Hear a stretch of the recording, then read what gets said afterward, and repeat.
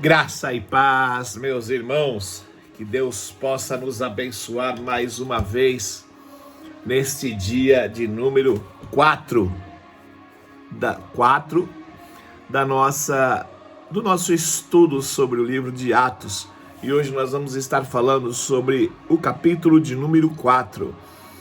Irmãos, aqui começa-se uma nova história, uma história mais arrojada, uma história mais direcionada, como eu posso dizer, pela fé e pela intrepidez, ou pela bravura, ou pela coragem com que os apóstolos começaram a pregar o Evangelho de Cristo Jesus.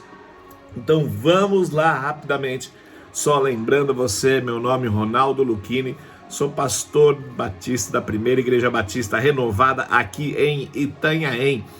E gostaria muito que você fizesse parte da nossa comunidade. Faça a sua inscrição no nosso canal, dê o joinha, compartilhe este vídeo com mais pessoas, para que as pessoas possam acompanhar esse pequeno estudo do livro de Atos que nós estamos fazendo neste mês de setembro, amém? Conto com você para fazer isso em nome de Jesus. Mas vamos lá, capítulo de número 4 começa com Pedro e João sendo presos. Só recordando um pouco, Pedro e João, eles tinham curado um coxo de nascença, lembra? Um paralítico de nascença na porta do templo. E esse paralítico era conhecido no meio do povo judeu. E aí o que aconteceu? Chegou até os ouvidos do Sinédrio que Pedro e João estavam curando pessoas.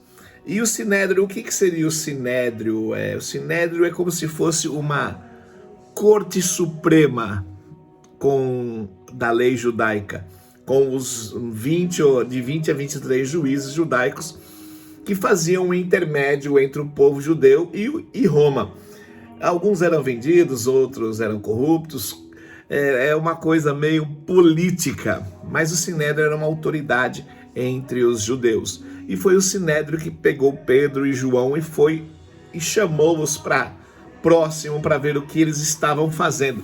E no versículo de número 8 até o versículo de número 12, eu faço questão de ler com vocês, que Pedro, cheio do Espírito Santo de Deus, disse: autoridades do povo e anciões, visto que hoje somos interrogados a propósito do benefício feito a um homem enfermo e do modo por que foi curado, tomai conhecimento vós todos e todo o povo de Israel, de que em nome de Jesus Cristo, o Nazareno, a quem vós crucificastes e a quem Deus ressuscitou dentre os mortos, sim, em seu nome é que está sendo curado este homem perante vós.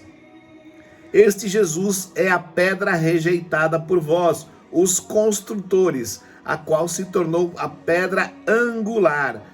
E não há salvação em nenhum outro, porque debaixo do céu não existe nenhum outro nome dado entre os homens pelo qual importa que sejamos salvos.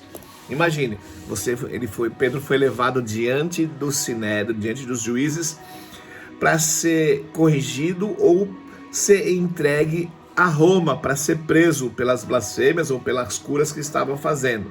E de repente ele fala: olha, eu não curei no meu nome, eu não curei no nome de Pedro e nem no nome de João. O que nós fizemos aqui foi curar no nome de Cristo Jesus.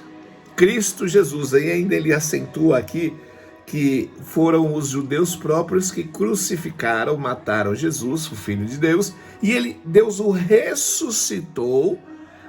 Olha que coisa linda, Deus ressuscitou ele, e ele era tido como pedra de tropeço para os judeus, e Jesus Cristo escolheu ele como pedra angular. O que seria uma pedra angular?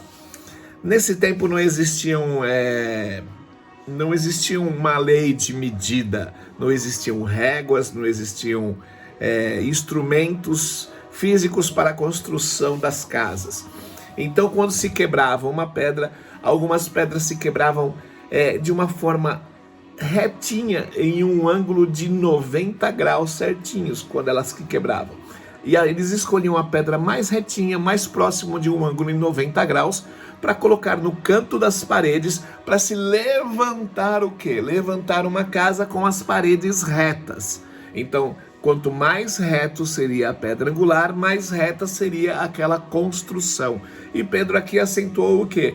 Que por rejeitarem Jesus Cristo como pedra angular, o templo construído pelos judeus estava totalmente torto e totalmente corrompido, porque começou de um jeito errado e no meio do caminho acabou se perdendo cada vez mais.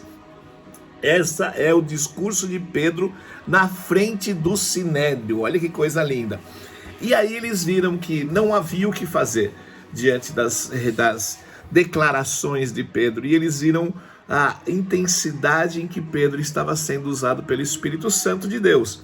E eles falaram para Pedro e para João, falou: então tá bom, nós vamos liberar vocês, desde que vocês parem de falar a respeito de Jesus e parem de instruir o povo a respeito de Jesus.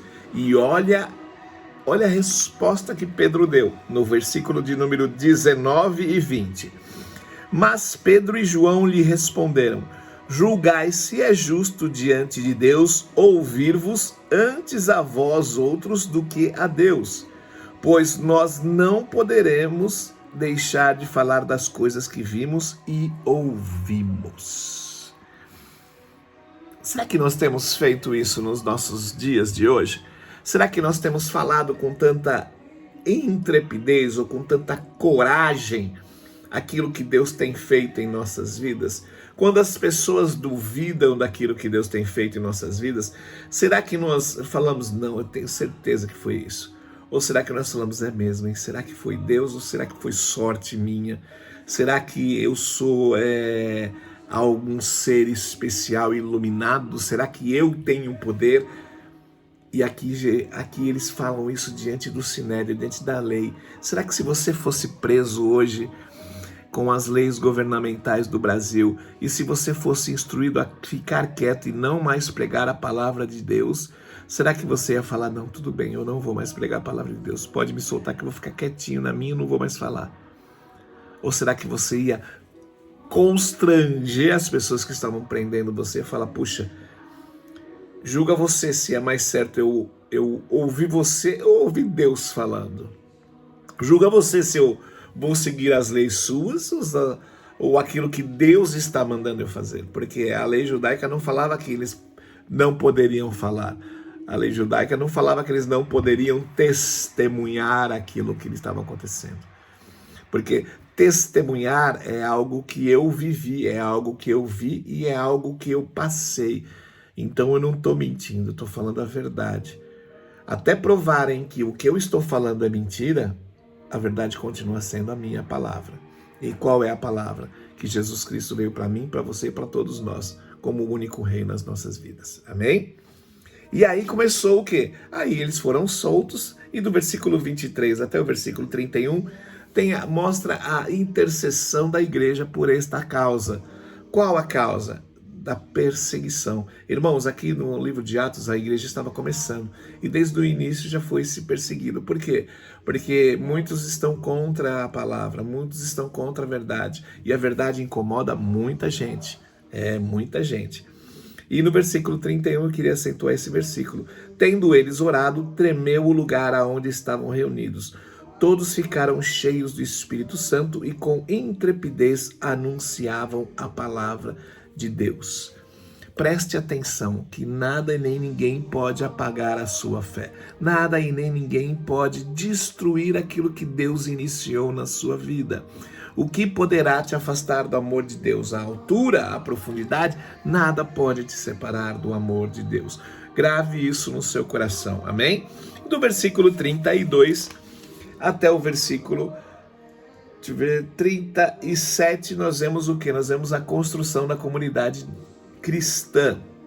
E algo muito interessante acontece no versículo 36 e 37.